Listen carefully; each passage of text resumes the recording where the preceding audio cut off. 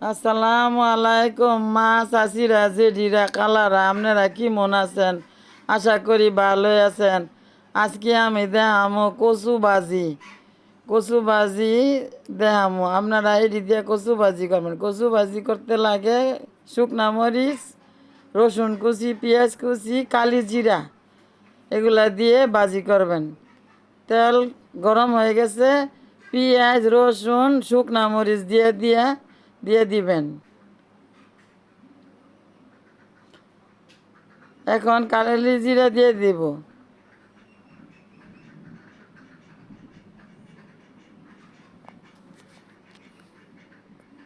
পেঁয়াজ লাল লাল হয়ে গেলে কালি জিরাটা একটু ভেজে নেবেন, নিয়ে এখন কচুটা দিয়ে দিব। কচুটা দিয়ে লাড়তে থাকবেন।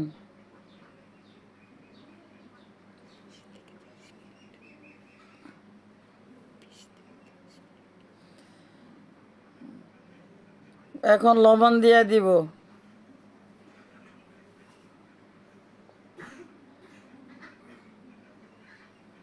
এখন হয়ে গেছে, আমি নামাই ফেলবো। আপনারা এইভাবে কচু ভাজি করে খাবেন। কচু ভাজিতে আছে ভিটামিন এ এবং আয়রন, এবং কালি জিরার মধ্যে আপনার গ্যাস থাকে না পেটের। এভাবে ভাজি করে খাইবেন। আর ভালো লাগলে আমার ভিডিওকে লাইক শেয়ার এবং সাবস্ক্রাইব করবেন। আসসালামু আলাইকুম ওয়া রাহমাতুল্লাহি ওয়া বারাকাতুহু।